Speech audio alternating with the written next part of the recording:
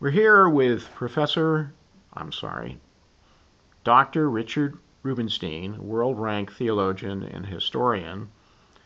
And Richard, we've seen recently a disturbing development, and it has to do with Jewish defense organizations allying themselves with Muslim Brotherhood groups to allegedly defeat human rights legislation that would benefit a whole range of people, including Muslims.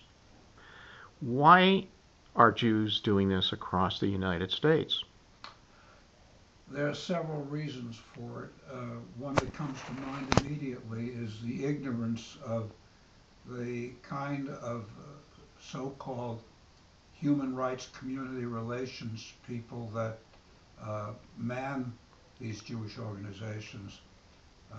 They know everything about religion, and they do not understand Islam.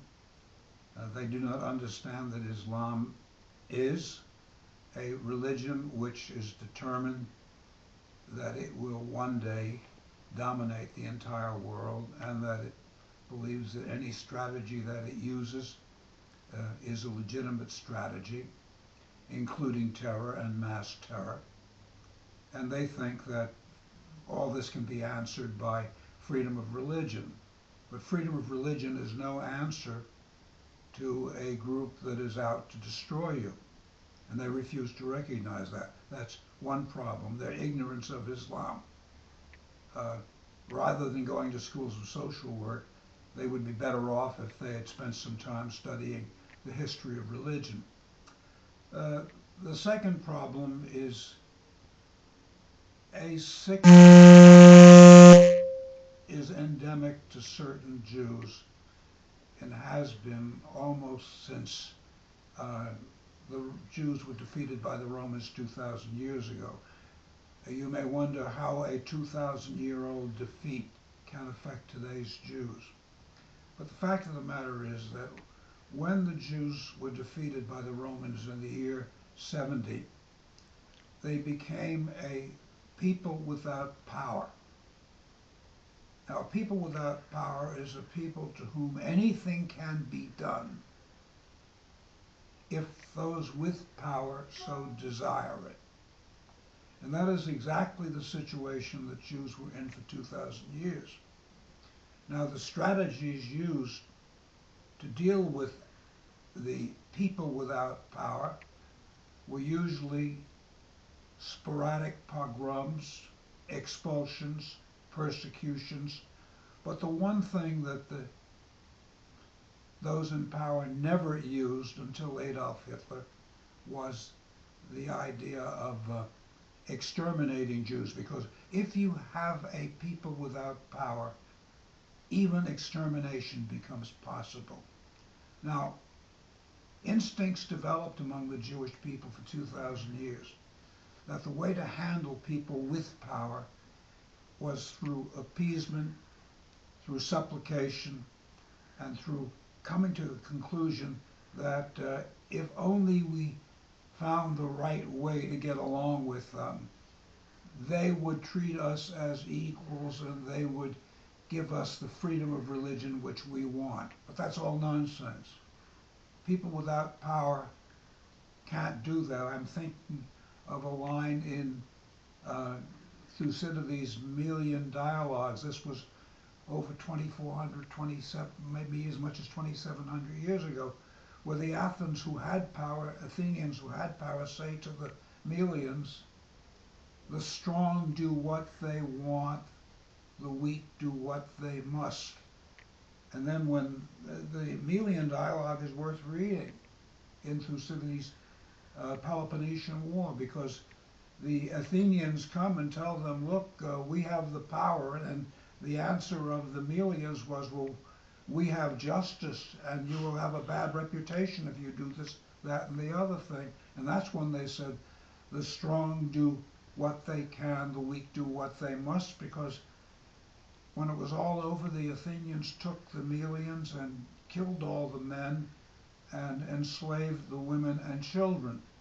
Now, the Melians, just like the Jews, thought that the way to handle an enemy, and radical Islam is our enemy and is the enemy of Christianity, they thought that some form of supplication or appeasement would get the people with power to recognize our goodness and generosity and treat us as equals. But people with power never treat people without power as equals. And so the strategy that the Jews have been following, at least the Jewish community leaders, as I say, all too many of them, and far too many rabbis, is to use a strategy which was discredited 2,700 years ago. Whereas in this country, they do have power and they do have freedom, the power of every citizen, and they can take the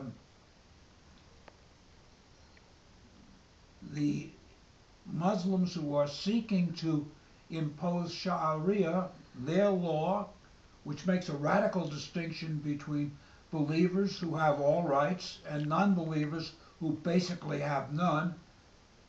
And they can defeat that in the United States. And they can defeat it in the courts because it's so completely contrary to the American Constitution and to everything America has stood for. But instead of doing that, they're pretending that this is a religious issue, but not the kind of religious issue I'm talking about, one of freedom of religion. But I think it was Louis Brandeis, when he was the Justice of the Supreme Court, said that you do not give somebody the right to cry fire in a crowded theater. Well, there are certain things which we cannot permit to have happen. And what we're doing is we're permitting the infiltration of radical Muslims into all aspects of the American government and the American Academy as well, all in the name of understanding and the equality of religions. And when the minute they get this, they immediately say, "Oh no, you must do things our way. You must respect our traditions. You must not do anything that offends us." Well, this is ridiculous. In Roman Catholic institutions in the United States and universities, there are men and women who have been hired who are skeptical about Catholic doctrine, but but maintaining their respectability as academic institutions. They even permit this skepticism. This would not happen in a Muslim institution. It would not happen in a non-Muslim institution, to the extent that Muslims have control over it. And so from my point of view, and I'm afflicted with knowledge since when I finished with the Jewish Theological Seminary, I went to Harvard Divinity School to study Christian theology, and among the first courses that I took in 1953 was a year-long course in Islam. And then I went on and got a PhD at Harvard in the history of religion. I've done my homework. Whereas some of these people who pontificate in the ADL and other Jewish organizations have gotten their opinions from Muslims who assure them that everything is right. They assure them that Islam is no problem. They don't do their homework. They go to people who have every reason to misrepresent their tradition. And there's a word for that, taqiyya, dissimulation, distortion. And according to Muslim doctrine, this is perfectly legitimate as long as you are trying to win the non-believer to Islam. Add to this the fact that if the non-believer refuses to accept what they call dawah, which is a combination of preaching and an attempted conversion, then the non-believer is fair game.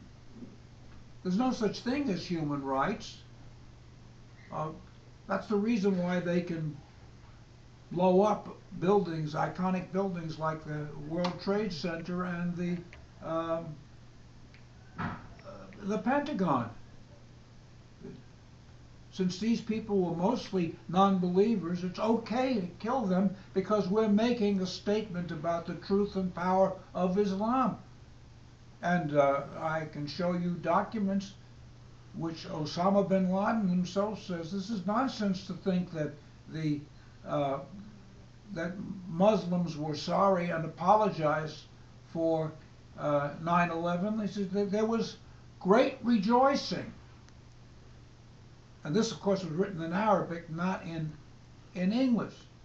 So when you're dealing with people who believe that you have, and this is radical Islam, I do not assert that all Muslims are like this, but the problem is to find out who is and who isn't, and simply going ahead and assuming that every Muslim has a right when we know that some of them are going to turn into the kind of people that destroy things and feel that it's completely all right.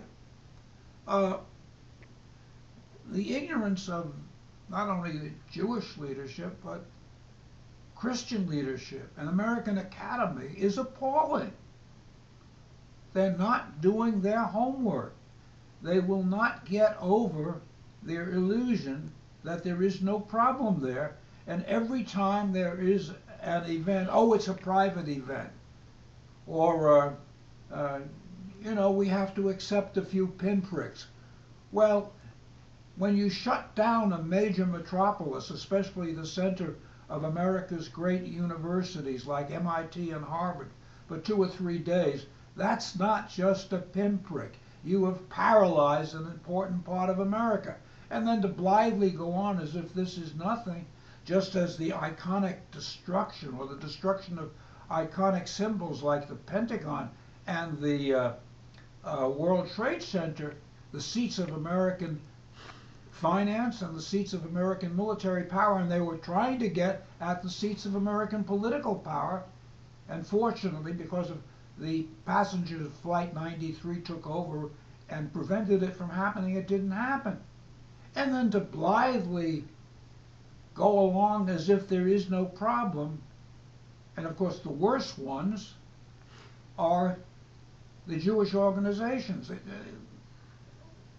One of the most important things that Jews should have learned from the Holocaust is that if somebody promises to destroy you and proceeds to get the weapons with which to do it, you can quite prudently accept the fact that the man or the institution is not lying.